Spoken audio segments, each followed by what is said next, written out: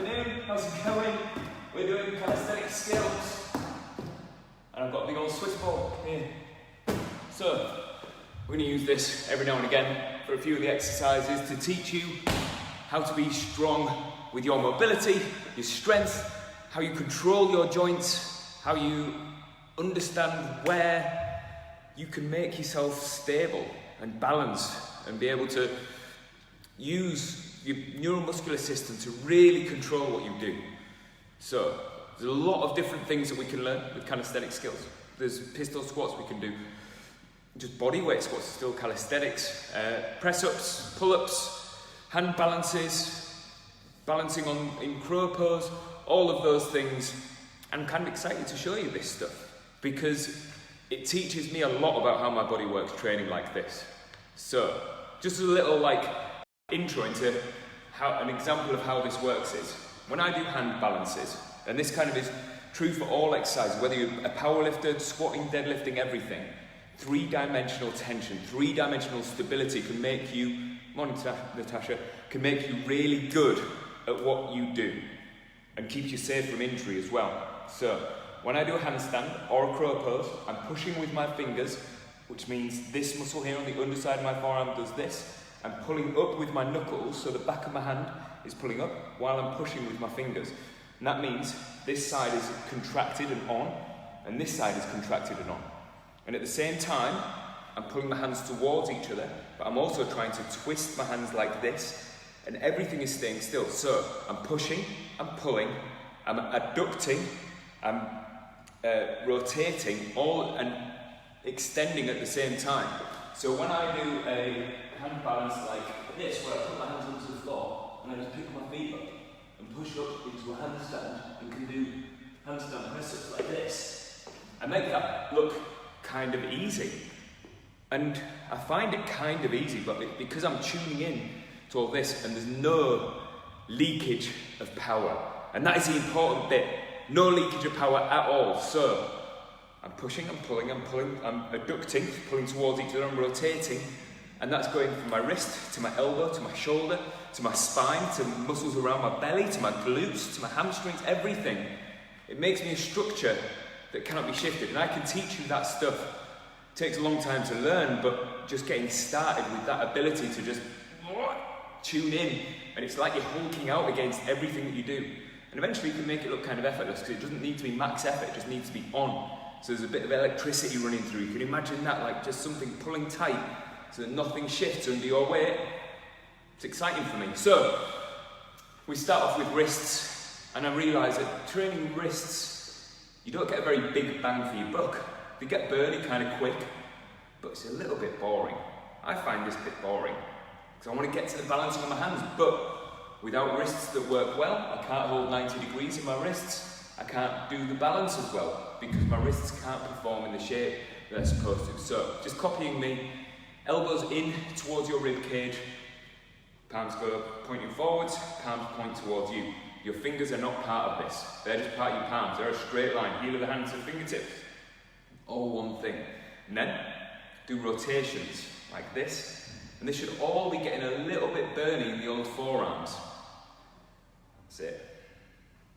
And you should always realise as well that your arms are the same as your legs. They're built up of the similar stuff, similar kind of layout of muscles. That you've got bicep femoris on the back of your leg, you've got biceps on the front of your arm. They're the same, they bend this. Your knee, you bend your elbow. And the same for your ankle, is the same as your hand with its 5 things on the end that can help to push you into the floor to help you balance. It's the same for your hands, same for your feet, same for your knees, same for your elbows, same for your shoulders, same for your hip. Slight differences because you are loaded in your hip all the time, but they are the same. So we've got to train them the same. So maybe you can do those ankle cars as well. So if I step back here and show you that your ankles being able to find end range is just as important. Oh, I've got a bit of a sore ankle from climbing the mountain in the wet. I don't know what I've done, but it's a little bit niggly. But we can still do ankle cars. I'm just moving in my pain-free range. It's got to slow it down and avoid bits where it just touches a nerve or something. There we go. And other leg, do those ankle cars. They're important. While you're doing your ankle cars, It's not just about the leg that's moving, it's about the stability through your body. You're sending that electrical impulse through your nervous system to make muscles hold tight so that your joints can hold you up with a little bit of equilibrium so you can pull the weight equally over your body. Cool. And then we'll have a look at our shoulders. So if we're going to do press-ups and progress into being able to get from that press-up to balancing on our hands, no matter how far away you are from that, getting shoulders that don't leak energy is key. So I want you to do a pretend shoulder press. You're just going to mind this. You're going to hold your fist under your chin and make it heavy. So it's pulling down. You can feel your shoulder pushing up against it. If you poke around here, around your chest, around your shoulder, even if you go underneath your arm, like around your latissimus dorsi, this muscle here, it's all on because you're holding this fist that's heavy there, and then you do a shoulder press and pull it back down and tune into this. And no energy leakage at all. And see if you can do the same with your belly. Nothing shifts here. So when you push with your arm, nothing shifts against this. So it's not like this, look. You can see it's empty. There's no, I'm only pushing as much as I need to. I'm trying to tune in to be able to be absolutely bulletproof through this whole movement. And then, let's see if we can move this shoulder around to our end ranges. So if you pull your hand into your rib cage and pull back as hard as you can, pull this back, turn your thumb to point up, turn your thumb to point back, and see how I'm hiding my left shoulder from you. I'm not turning my chest. If I go like this, oh, you see my left shoulder, I've cheated.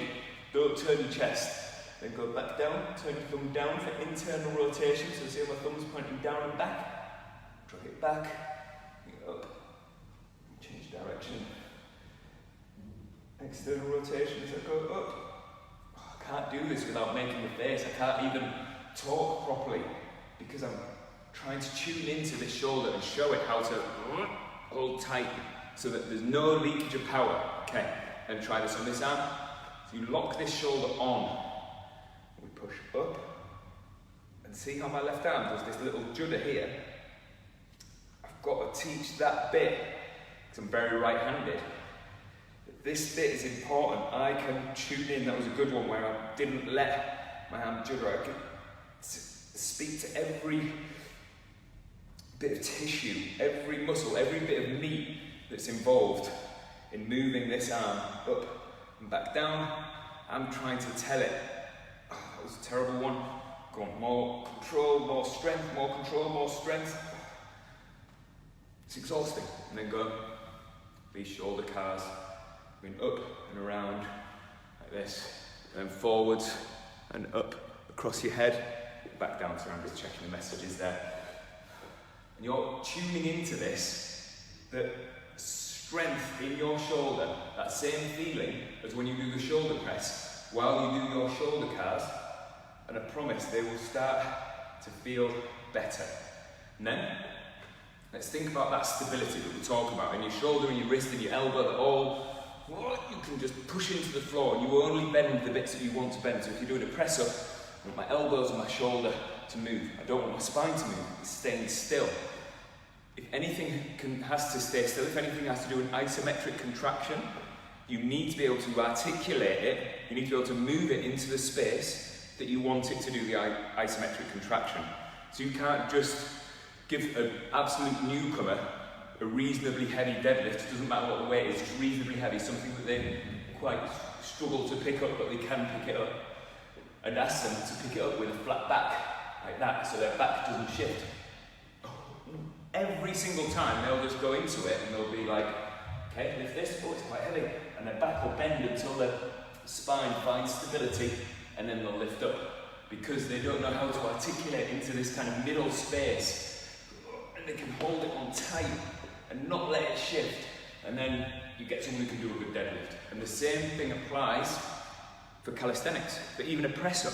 So you'll have seen when some people that don't quite have the upper body strength to do a really good press up, the back sinks like this. And the problem is that their muscles in their belly aren't on, and their shoulders aren't strong enough to push against a stable spine that can push and absorb all of the force of your body weight, kind of leaning forwards into this structure across from hand to shoulder to hand against this stable base. So think about that. You need to be able to articulate, you need to be able to move into where you want to be stable. So, if we just use this Swiss ball, so if I just sit on it first, I'm just going to sit on it, and I'm going to try and like almost lift myself up, so I'm getting a bit of stability through my hips. I'm not letting myself move around. I'm not going to let this ball move, and I can feel if it does. So I'm keeping my hips still, my pelvis is sat on this. I'm going to curl over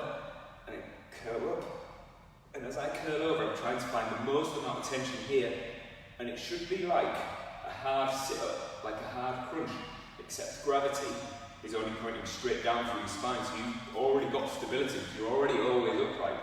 But you teach your spine to be able to articulate into this little middle bit where you can hold this tight and maybe hold hollow body so that you can Hulk out and your push of your hands doesn't soak up in a spine that's just happy to go wherever it wants to go. So, a few more of these crunches with extension to flexion, extension to flexion. Coming sideways on. Lifting my bum up just a little bit, so I'm not fully sinking into this ball. I'm lifting just a bit. And go flexion, and to the most amount of extension, flexion, most amount of extension. I'm trying to be strong right as I pass the middle. It's not a start and an end point. It's not click, click, click, click. So I want to focus in on the middle bits, because those middle bits are where I hold myself to be able to push up into handstands and manoeuvre my body weight around. And then maybe try a little bit of rotation, the same as I hit middle bit, hulking out, like trying to get everything strong. As I rotate past the middle, get strong. As I rotate past the middle, get stronger. I'm teaching this stuff that no matter where I come from, I know how to connect to that middle bit where I'm going to hold myself when I do the press-ups and the handstands and the shoulder and the arm balances and things like that. And then we can make this a bit harder by using this ball. So I kind of fall off it a bit, I kind of roll my bum down, and I've only got my lower back touching this ball. And my feet are holding me up, so I've got to push my feet into the floor. And you can do this, by the way, on the edge of your sofa. You can just sit, your bum just almost hanging off your sofa, and you don't have something to lean against, but it's still the same thing. You do a crunch, and then you touch one vertebrae at a time. Back, back, back. And then this front side of your body starts to lengthen out. With your chin tucked, don't let your head kind of hang off, it changes things too much. Keep your chin tucked and go into extension as much as you can. You try and tense your bum. And these muscles here are going to tighten, they're going to pull me back up, right from here. And I'm trying to, right now, I'm going into a back extension, and my back muscles are contracting. They're pulling the back of my spine closer. And then I use my muscles in my belly to get past this middle bit where I want to know that I'm strong into crunch. Then all the way back, all the way up, all the way back, all the way up. And I'm looking for this lengthening of all of this meat. Everything down the front of my body lengthens, everything down the front of my body contracts and shortens and rolls up and lengthens on my back. And I want to control that, and I want to be able to do it in any direction. So if I go diagonally, pull my elbow to opposite knee, and then elbow to opposite knee, and then elbow to opposite knee, and then keep this elbow going to opposite knee. That's one. And I'm trying to feel each bit of my back connect to this ball as I go back, and then back up, and standing. And all of that you can do. You don't need to use this as the bit of feedback that you can feel as you peel back against it. You can just do that standing, and you can get good at feeling your spine do each individual movement, because your spine, out of breath, your spine is a lot of different joints all stacked up on top of each other. Each one of those joints has their own job. If those joints don't know their own job, how are you going to get it to stay still and be able to hold your body weight as you go, just get what you can see me, as you go into a handstand like this? How are you going to know? That spine is where you want it to be. If standing up, you're not in control of every little bit. It makes such a difference. Doing that and doing that handstand felt easier than it does before I do those ab exercises that are not ab exercises, they're spine exercises. That's what I'm training, my ability to move my skeleton to exactly the pinpoint of where I want it. And that's where this stuff gets really valuable. Okay, let's get into some actual repetitions of exercises and some hard work. We're going to use the ball to teach you where your spine lives when we do press-ups. I'm going to use these little parallettes. I like them because I can irradiate better against these than I can on the floor. And I can teach the irradiation better, more importantly. I'm quite happy with my hands flat on the floor because I own this 90 degrees angle. It's okay for me. Most people, when they pull the fingers back, they get to about here, and then everything past that is a passive, like they're forcing their wrist with their body weight on top, and it burns out. I don't want it to burn out. I want it to focus on being able to move and understand where your shoulder lives. So, if you've got a pair of kettlebells, unless they're very heavy, kettlebells work, but a pair of dumbbells or a pair of these parallettes, or those little press-up parallettes that are like the ones that are a little bit higher than these, anything like that will work. I want you to hold them out in front of you, like this. I'm going to mime the press-up first. So, if you hold them out in front, I want you to flip your rib cage up, like this, and imagine like that, so you collapse down.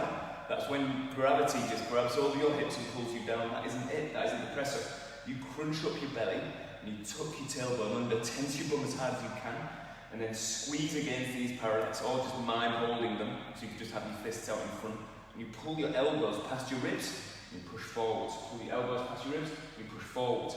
And it's that's the movement, except gravity has flipped you up, you're pushed down across your back, as opposed to being pushed down through your head. So this is only heavy on the front of your shoulders, but you can still tune in to where your shoulders lift, so there's no doing this, there's no letting your elbows flare up, you're kind of like in this arrow shape, look.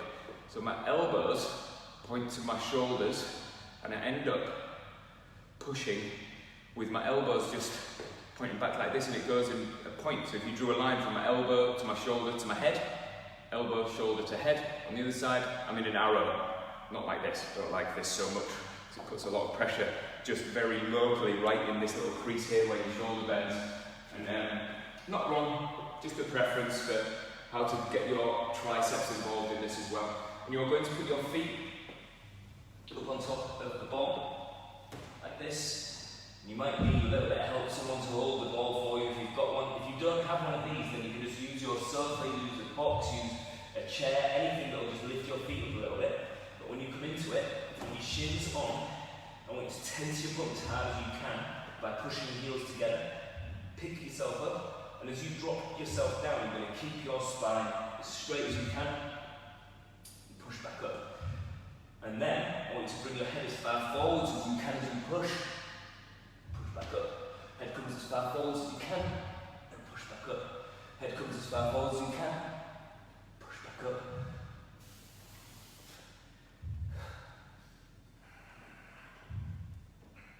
And every time you come down, get your head as far forwards as you can, and back up. Back up. Very hard.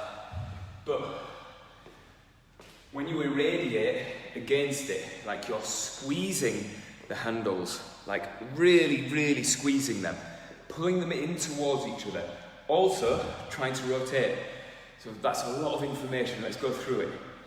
So you're squeezing, you're pulling in, you're twisting, so your thumbs are trying to turn out, and you're pulling your shoulders down, and you're pulling yourself down. You're not letting yourself fall down, you're pulling yourself down and twisting as you push up.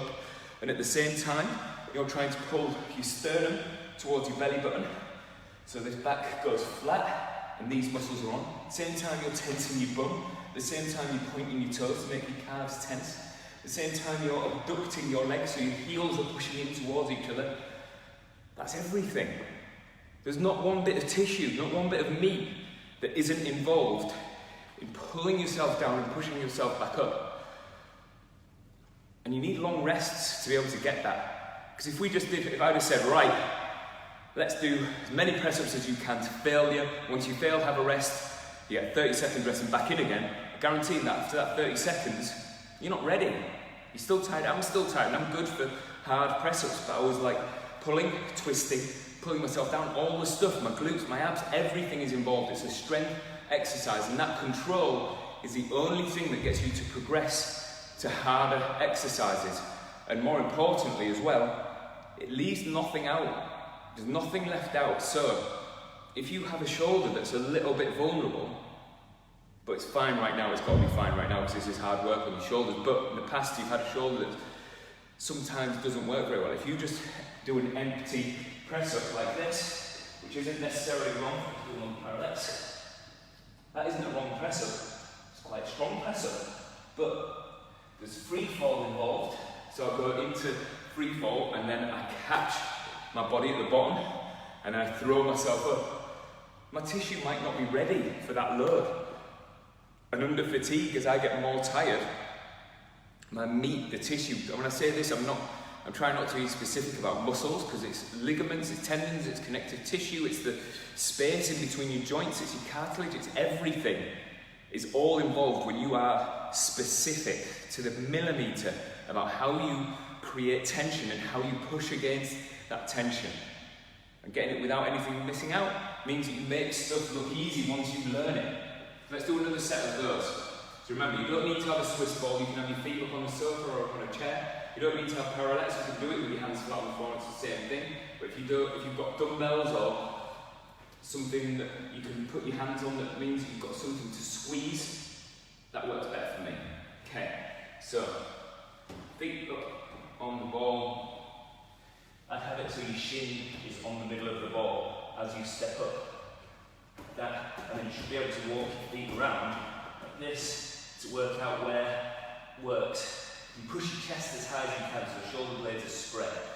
I pull my hands towards each other, I twist my hands, I bring my head forwards, I tense my bum, I push my heels together, I try and pull my sternum to my belly button, and pull myself down, head as far forward as I can go, back up, down, back up, and down, back up. Nothing is leaking out here. Watch what a leakage looks like. Leaked energy, and I can still do the press up, but it's a different thing, but I'm leaking energy because I'm just resting my shins on here, I'm resting my torso. It's a different exercise completely. Not necessarily wrong, because that's quite a good press up that, but I'm only training my ability to push here, just here, this bit here, my elbows, that is it. And it's a simple thing, but I want you all to get bulletproof. Nothing leaks out. There's no way that you are going to leak any energy out, and it will drop your reps down drastically. If you could do 20 press-ups before, you can now only do 5. That's fine. It's a different thing. And it doesn't mean that you don't do your sets of 20. It's just on the days that you're training your skills and your ability to tune in really specifically, you get better at the exercise. I promise. My training has kind of gone off the rails, so I'm back to almost full capacity with PTs. I'm busy, I'm teaching classes. I'm not doing my own training as much, but I've got this stuff dialed in where I can put my hands down and do all of the push my fingers, pull my knuckles, pull my hands towards each other, twist my hands into the floor, do the same, my shoulders are pushing, pulling, twisting, all at the same time, and then I can just fire those feet up and go up into handstand press-ups.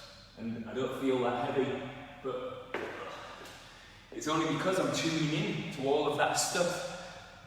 And it's not brute strength, it's a different thing to me just having like, I can push my way up and down. It's not that, it's the pushing, twisting, pulling, all the little stuff that joins in means that no energy leaks out, not even a little bit. Cool, one more set of these press-ups. I know this class is a lot of talking, but if you apply this to even your own training, even if you're doing bicep curls because you want bigger arms, you can apply the same stuff, you squeeze it, and you make your abs tight, and you do that bicep curl with loads of concentration and loads of trying to get everything to be stable, apart from the joint that's moving. You get a bigger bang for your buck. You get a bigger load of gains, strength, even in the way that your body is shaped will change for this style of training. So, let's go through all the cues once you get into plank, and if you get into plank with me, it's it. Heels push together, tense your bum, sternum to rib cage, chest as high as you can, pull your hands towards each other, twist your hands, pull your head forwards, keep all of that stuff on as you push yourself up and down. Keep glutes on. Head as far forwards as you can.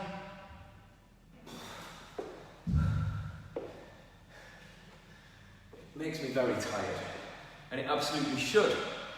I'm kind of strong, and if I do those empty press-ups, I can do press-ups all day. I can do sets of 50 reps or whatever, but that's not to show off. That's to say that you can make it easy. You can get yourself efficient at just being able to push yourself up and down if that's what you want. But you don't get this balance of control to strength to mobility, and then we get good at whatever it is that we do. So let's move it on, and let's talk about a direction that your arms can do that relates to everything in calisthenics without fail. So you'll notice I was saying get your head to pull forwards in plank. It's just so that you could load up your chest and your triceps like this, as opposed to being like this where you end up shrugging. If you pull your shoulders down and head forwards, you do this, and that means you've got to pull your hands in this direction here. It's like a rope pull kind of direction, like that. All the muscles in your back get involved with that. If you can just get yourself on your knees up against something, piece of furniture, Swiss ball like this, just pull in that direction and work out what muscles tense. So I'm trying to get my hands to pull to the floor as I do this.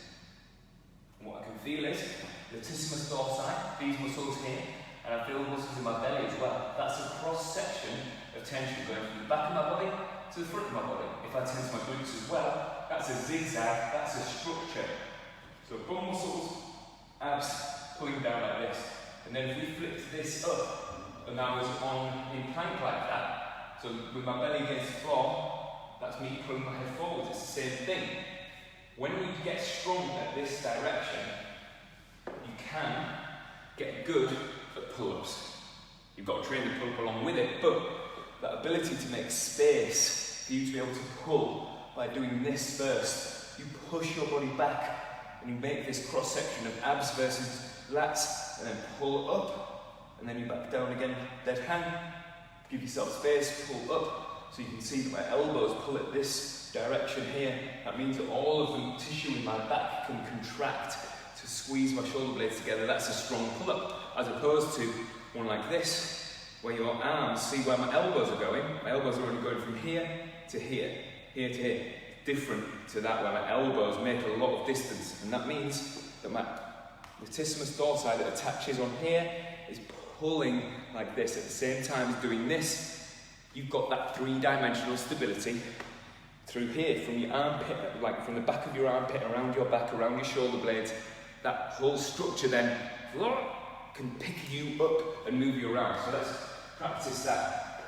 So you'll have seen rollouts before, so those little wheels where you go on your knees and you roll the wheel out and then you put it back in. That trains these muscles. Rollouts are very hard. I find them tough, kind of good at them, kind of find them really hard, but you can do an easy option on the old Swiss ball like this. So you're on your knees, you tense your bum, you reach forwards and you push your elbows down as hard as you can, and you push your hands down as hard as you can. Good thing about the Swiss ball is it gives you feedback. If you're not pushing, then you can feel it get light and you can feel it get a bit wild under the floor. If you're pushing down all the time, you lean forwards, push your elbows down and pull back. And you're trying to keep rib cage pulled down towards your belly button as you do this. So you might have been programmed this exercise before, where you go on your elbows and you like stir the pot, do this. That's to kind of train this, but I find it a little bit wild and not very specific, and there's no tuning into how much control you're getting to be able to pull this in. Like I say, I want you to be able to articulate from extension to pull into flexion and use these muscles, not just rectus abdominis, but transverse abdominis and obliques and everything that's involved in your torso to be able to control your spine.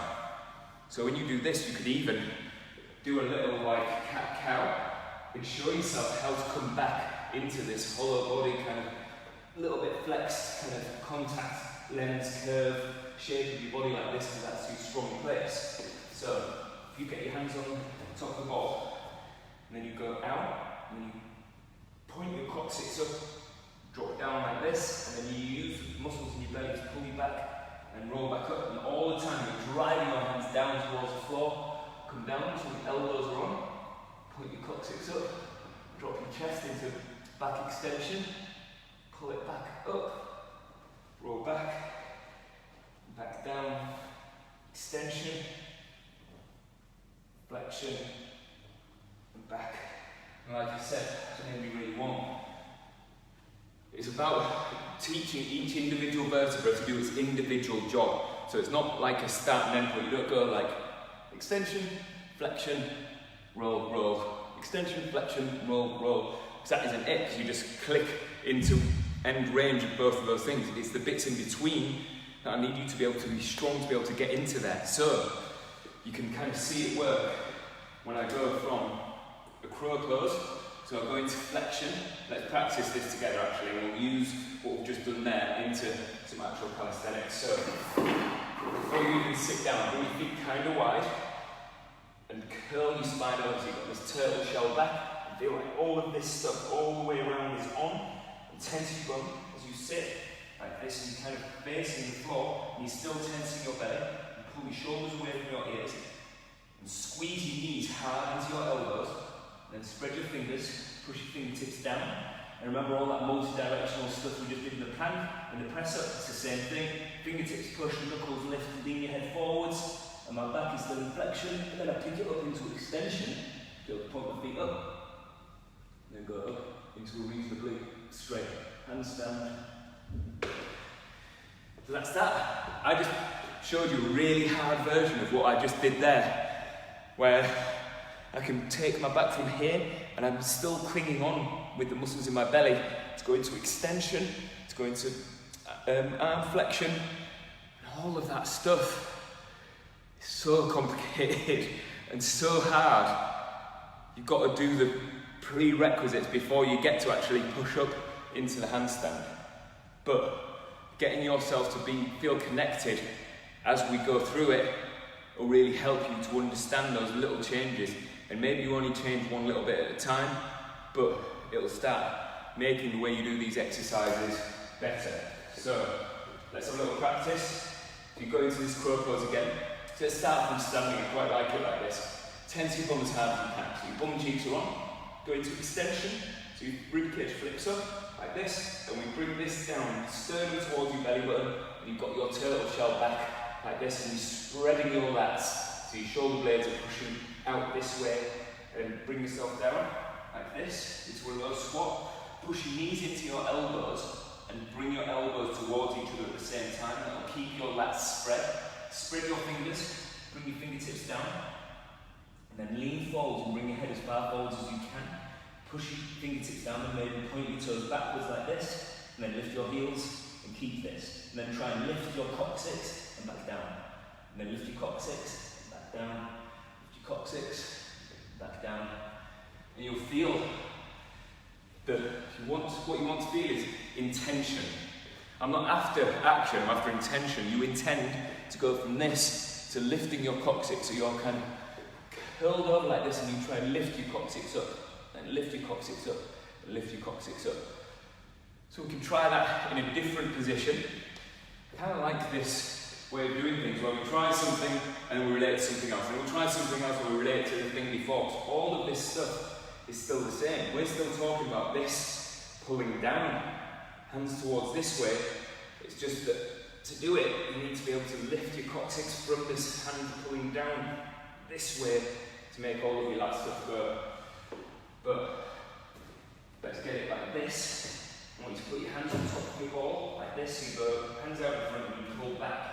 You pull down, same direction, you make your coccyx lift up, and then you tuck your tailbone under, make your coccyx lift up, tuck your tailbone under, make your coccyx lift up, tailbone under. And it's this really specific L5, L4, L3, L2, L1. So all of the vertebrae of the lumbar spine moves one vertebra at a time. You pull your elbows back. Very tight. Oh. then have a little think about this. Even though your back is moving around, this is, your bungee rope is here, because this is easy to connect to for me. It's all of the stuff here is just as involved, so your rector spinae, the muscles that run either side of your spine, they're involved as well. But if I'm going to go into hollow body, then this bungee rope shortens up down the front here. So rectus abdominis, oblique, all kind of pulls inwards like this and holds me in spinal flexion, turtle back, like this. But then as I go into extension, no matter where that happens from, whether it's from my thoracic spine, if I go back like this, then this bit here lengthens out, and this bungee rope is still tight, and I can still shorten it and bring it back. And even from the other side, I can untuck my tailbone, and then this bungee rope here, the bottom half of my rectus abdominis and hip flexors, and everything pulls back, and your control of articulating your spine into the shapes that you need to be able to do the hand balances can really help. It's made me very sway, but let's do another set of those. So you're making your spine stable and making it turtle, that turtle shell shape, because you're curling around the ball and you pull your hands back into the ball as you go. So like this, pull my elbows back and try and curl my spine around. Pull back my elbows as hard as I can, and then lift my coccyx, tuck my tailbone down, lift my coccyx and tuck it down. Coccyx up, coccyx down, coccyx up, coccyx down. And the last one. That's it. It's come, and then just max out, pulling your thighs in, trying to crunch up your belly, so you're trying to shorten everything in your belly as you pull elbows as hard as you can. Pull your shoulders down, hold, like 3, 2, 1, and relax. So I don't know if you see what a front lever looks like. So front lever is when you hang from a bar and then you pull yourself up and you pick your feet up so that your torso goes horizontal to the floor. It's that exercise we've just done. Arms are like this and you're pulling down this way, pulling your shoulders down, tensing the muscles in your back, and tensing the muscles in your belly, pulling like this to hold yourself into front lever. And that front lever relates to everything else as well. Everything involves this motion here. So pull-ups, muscle-ups, press-ups, all have to be really strong at pulling like this, and at the same time holding this hollow body. But if you come out of hollow body, like if you do a kipping muscle-up, so you go from hanging, you go like this, and then your bungee rope here, down from your sternum to your belly button, does this, pulls you back, and at the same time you do this with your abs, you can pull up and get yourself up over the bar to be able to flip over the bar and then push yourself up into a dip, and then you reverse it and you end up like this, contract, pull, push, like this. And now all those little key things, all of those prerequisites link together to be able to do that hard exercise. Okay, so got 10 minutes left. Let's finish off the last 10 minutes with some actual work. We're going to roll that away. I don't need that anymore. Go over there. Let's go for a crow pose practice. And if you can, you're going to try and spring out of crow pose so you know your shape. I've just rolled that into the bin over there. It's all right. So you're going to go from crow pose. You're going to spring out into plank. And if you can't do it, we're playing around. You'll be okay. So, tense your bum. Do turtle back, hollow body, so you're like a C shape, like a contact lens shape this way. Then bring yourself down slowly, keeping your abs tight. Sit as low as you can. Elbows pull into your knees. So your knees pulling in, your elbows kind of pushing out, but they're trying to twist in at the same time. It's this pull, push, twist, adduct, abduct all at the same time. Fingertips looking for the floor, and your fingertips push, your knuckles pull up. Squeeze those elbows in towards each other.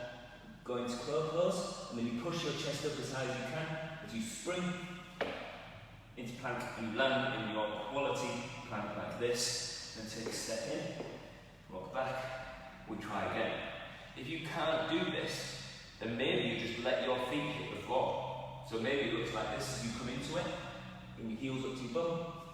It's like this and you land, bend knees, and come back. So the hardest bit is being able to get from bent elbows into straight elbows, because you've got to lift your whole body weight up as your feet are in the air. So you bring your head as far forward as you can, heels bump, and then you lock those elbows out as you spring back. You see how there's no catch like this, there's no bounce, there's no anything. I am controlling this hollow body from here. I'm all scrunched up, elbows into my knees, fingertips push, knuckles pull, hands pull towards each other. Lean forwards, get my head forwards, heels bump, and see how that's hollow body. Back in. Elbows pull in to my knees, knees pull into elbows. They're fighting against each other, but at the same time my hands are trying to twist out like this. So my thumbs are pointing towards each other, but they're trying to turn out away from each other without going anywhere. So shoulders down, turtle back, coming up into it. I'm trying to land as strong as I possibly can. So I'm trying to almost float back. I'm not trying to spring back as fast as I can. Let's go a couple more. Coming into it, fingertips, heels bum. Nice. And again, elbows pull into knees, knees pull into elbows. Coming forwards. Let's go one more.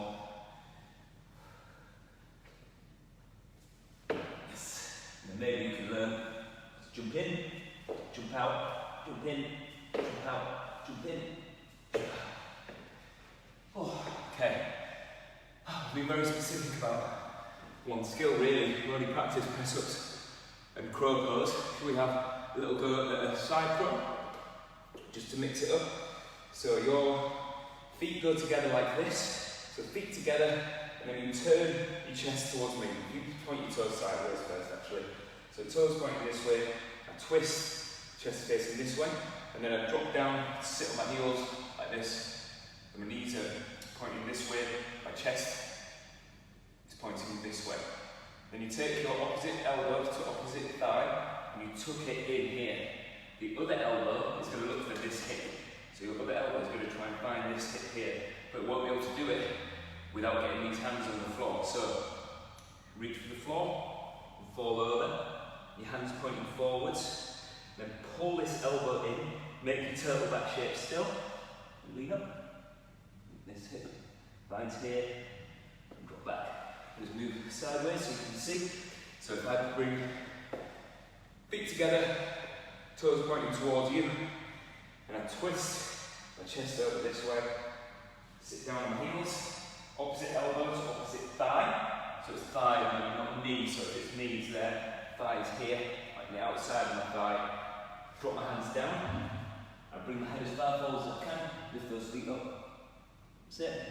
And then you might be able to spring out into plank, like that. And I quite like that because it's going from a rotating place in my torso and getting me back to straight on. And I like training rotation of this because as we run, as we walk, we should be in this rotation. It kind of relates to other stuff in exercise. So there's a little practice of the other way. So feet together, turn your chest and make it strong. Feel these muscles here, own this rotation. As you sit down onto your heels, you bring this elbow over onto your thigh, and they're fighting against each other. And then this other elbow is going to look for your hip. Right now, I won't be able to find it until you drop your hands down. Find that hip. Lean up. Maybe you can spring into crow pose and spring back into your plank. Pretty tough. Alright, got a couple of minutes left. So, talked a lot about hollow body, and you should kind of get that now that your sternum pulls towards your belly button and your shoulder blades spread. That's hollow body. And think about it like this. You've got humpback bridge going from shoulder to shoulder. Humpback bridges are strong because they can take a load of weight on top of them like this. You've also got that same humpback bridge going from your collarbone to your, just below your belly button. Just go like this. You've got two humpback bridges stacked next to each other like this, and they make this structure. If you can make the structure strong enough, nothing can shift it. And then if you can get the back end of your body to contract as well, then you can start lifting your feet up and holding this tight while you do super hard things like planche, which I can't show you because I've not quite got it yet, but we'll get there.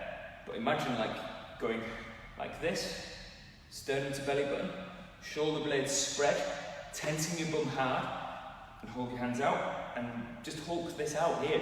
I keep saying that thing, hulk out, like contract everything, because you're connected to everything and you're so angry. But you're not angry really, you're kind of having a good time. But it's that hulk out that teaches me how to hold myself, so I can make it open chin, like that, where my hands aren't even on the floor, there's no connection, but I can still feel where I would make all of that tension. It's pulling and pushing, twisting.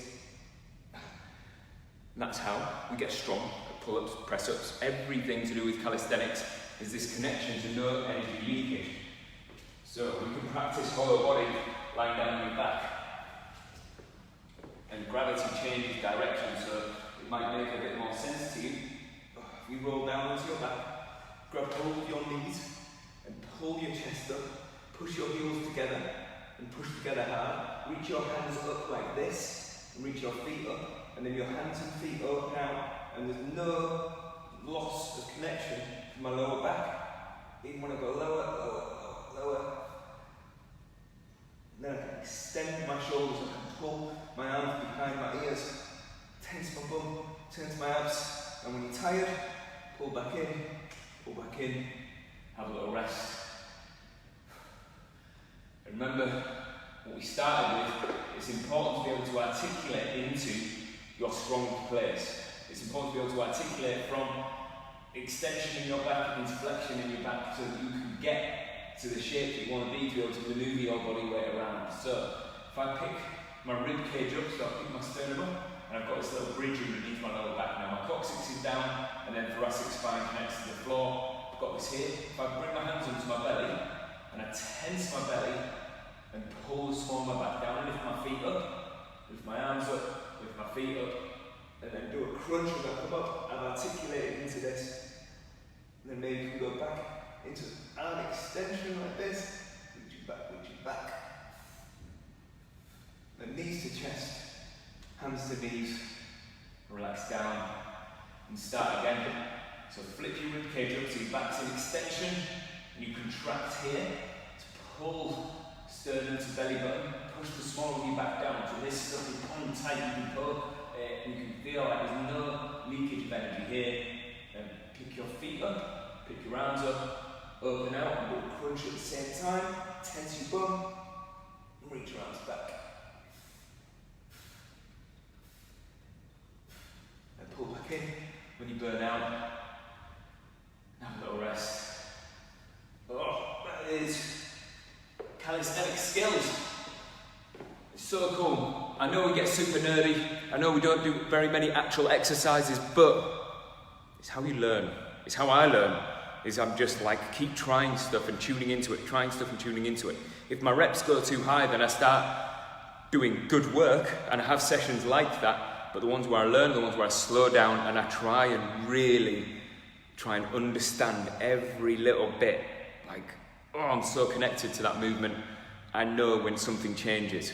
So when you're doing your press-ups, in other classes, even if it's one that's a HIIT class where you've only got 30 seconds or 20 seconds to do your press-ups as fast as you can, then you get 10 seconds rest. You still got to connect. There's no point just pushing out as fast as you can, because the benefit for that is way smaller than you actually like, oh, I'm going to try and be strong and not let any energy leak out, and then you teach your body to be well balanced.